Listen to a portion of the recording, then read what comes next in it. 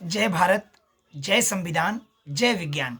क्योंकि विज्ञान की बदौलत ही हम आज ड्रेस, कपड़ा, लत्ता, खाना पीना, इस नंगे शरीर के अलावा अगर हम कुछ भी चीज़ इस्तेमाल करते हैं, यहाँ तक कि जिस फ़ोन से, जिस वीडियो के माध्यम से आपको अपनी बात पहुँचा रहे हैं, सब कुछ विज्ञान का देन है।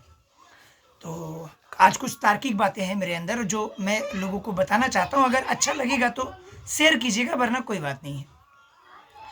आज हमारे देश की आबादी 142 करोड़ है और पूरे विश्व की आबादी, मतलब इस धरती पे जितने लोग रहते हैं उनकी आबादी लगभग 900 करोड़ है। मैं एग्जैक्ट नहीं हूँ, लेकिन लगभग 900 करोड़ आबादी है। तो आज जैसे आप जिस मोहल्ले में रहते हैं, उस मोहल्ले की आबादी जितनी होगी, उसके 20 साल पहले क्या उतनी आबादी थी? कम रही होगी। और 50 साल पहले और कम आबादी रही होगी। 100 और साल पहले और कम आबादी रही होगी। इसी तरह मतलब आबादी पहले कम थी, धीरे धीरे बढ़ रही है। आज जितनी है कल और बढ़ेगी, परसों और बढ़ेगी। तो मेरा कहना यह है कि किसी भी अल्लाह, ईश्वर, गॉड, भगवान ने अगर आत्मा बनाई है, लोग कहते हैं भाई आत्मा अजर अमर होती है, अगर आत्मा उन्होंने बनाई है, तो मेरा कहने का मतलब ये है कि आत्मा जितनी उन्होंने बनाई थी तो उतनी ही रहनी चाहिए थी। आत्मा तो भाई आत्मा को पैदा नहीं कर सकता, आत्मा तो अजर अमर है। आत्मा आत्मा को पैदा नहीं कर सकता।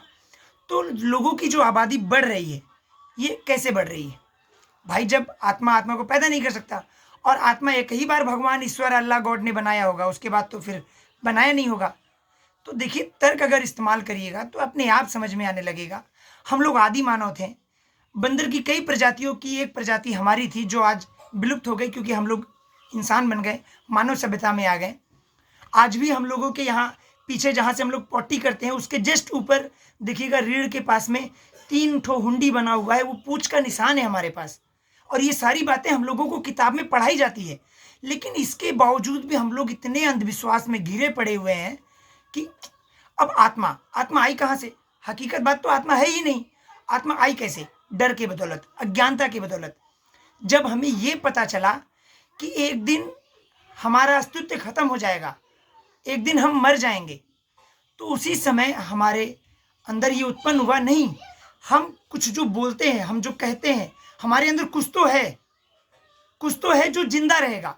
शरीर मर जाएगा, लेकिन हमारे अंदर कुछ तो ऐसा है जो जिंदा रहेगा। उसी को हम लोग आत्मा का नाम दे दिए, जो कि आत्मा नहीं होती है। आज तक ना नासा ने, ना इसरो ने, या किसी भी साइंस संस्था ने क्या नाम है, आत्मा का वेरीफाई नहीं किया है, आत्मा का वेरिफिकेशन नहीं किया है, आत्मा होने का ठप्पा लगा के नहीं दिया है किसी ने, किसी भी साइंस हब ने। लेकिन नहीं, हम लोगों को मानना है तो मानना है। और जब आत्मा नहीं है तो भूत प्रेत कहाँ से आएंगे? कौन है भूत प्रेत?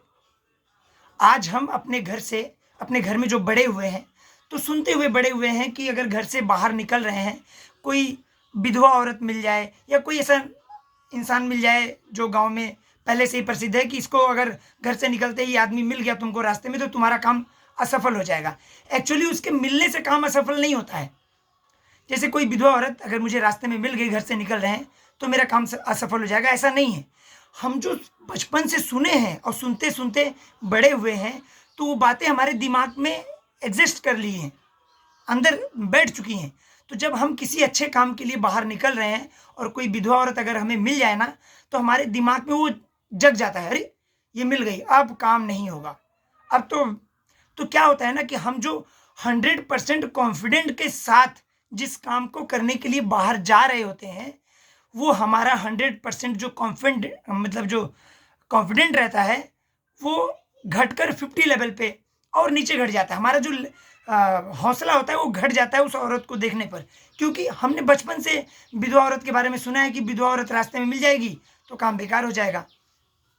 तो ये जो हम जो हमारा जो काम असफल होता है ना, वो हमारे कारण होता है, क्योंकि हमने अपने दिमाग में ये सब पहले से भर के रखा हुआ है।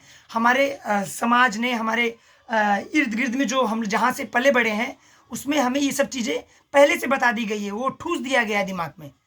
तो हम अपने कारण अपना काम सही से नहीं कर पाएंगे, ना कि उस औरत के। इसी तरह मतलब बहुत सारी चीज़ें हैं, अगर आप समझना चाहेंगे तो समझ पाएंगे, जब आप नहीं समझना चाहेंगे तो आप कुछ भी नहीं समझ सकते। इसलिए तार्किक बनिए।